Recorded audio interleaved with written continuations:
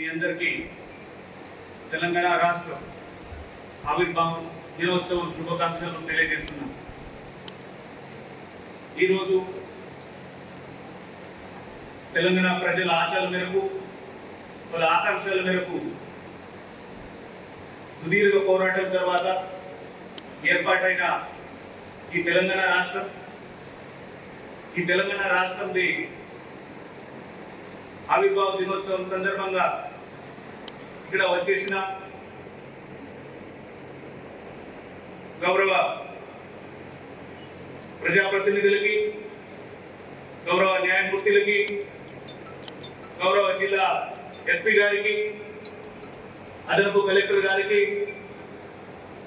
వివిధ శాఖల్లో పనిచేస్తున్న శాఖ అధికారులకి నా ఒక హృదయపూర్వక శుభాకాంక్షలు, అభినందనలు. ఈరోజు చాలా గొప్ప దినం, చాలా సంతోషం కూడా. తెలంగాణ రాష్ట్రం 2014లో ఏర్పాటై ఈరోజు 2వ జూన్ 2024 రోజు 10 సంవత్సరాలు పూర్తి చేసి 11వ సంవత్సరంలో అడుగు వేస్తూ ఉన్నది. కానీ ఒక్కసారి మనం వెనక తిరిగి చూస్తే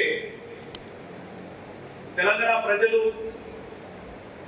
తెలంగాణ సాధించడానికి ఉద్యమం చేసిన వారు, తెలంగాణ కోసం పోరాటం చేస్తూ అమరవీరులు అయిన వాళ్ళకి మనం ఖచ్చితంగా గుర్తు చేయాలి.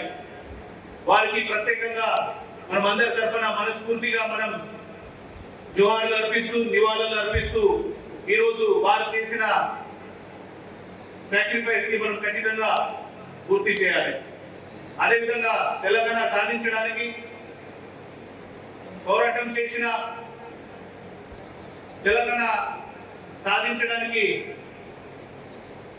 మనసులో ఉన్న వారి సహాయ శక్తిలో పెట్టుకొని తెలంగాణ రావాలని కృషి చేసిన ప్రతి ఒక్క తెలంగాణ ప్రజలకి, ప్రత్యేకంగా వనపర్తి ప్రజలకి నా యొక్క హృదయపూర్వక శుభాకాంక్షలు తెలియజేస్తున్నాను.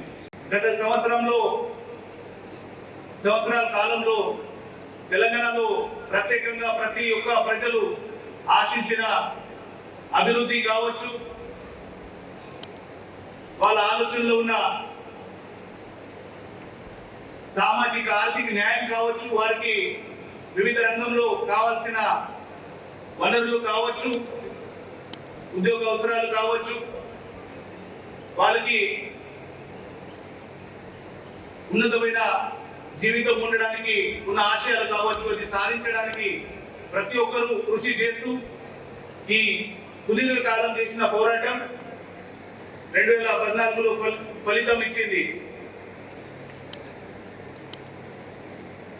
వాళ్ళందరూ ఈరోజు వాళ్ళ ఆశయాలకి, వాళ్ళ ఆకాంక్షలకి నిలబెట్టడానికి ప్రత్యేకంగా కృషి చేస్తూ ఉన్నారు. ప్రత్యేకంగా ప్రభుత్వంలో పనిచేస్తున్న ప్రతి ఉద్యోగస్తులు కూడా తెలంగాణ ప్రజల్లో వారు ఆశించిన అభివృద్ధి రావడానికి, వారికి సామాజిక ఆర్థిక న్యాయం కల్పించడానికి ప్రతి ఒక్కరు కృషి చేస్తూ ఉన్నారు. ఈరోజు మనం చూసుకుంటే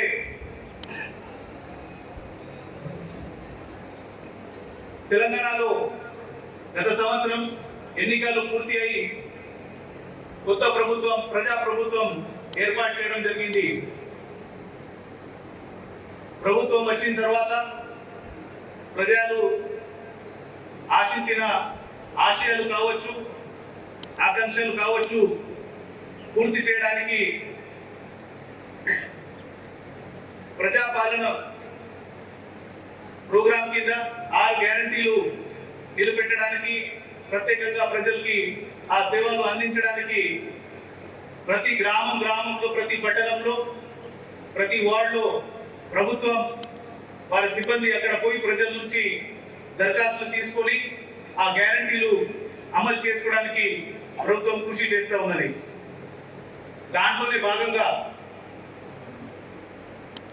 ముందు కొన్ని రోజుల్లోనే 48 గంటల్లోనే మహాలక్ష్మి పథకం కింద మహిళలకు, ఇతరులకు ఉచిత బస్సు ప్రయాణం కోసం మహాలక్ష్మి పథకం ఏర్పాటు చేయడం జరిగింది. అట్లాగే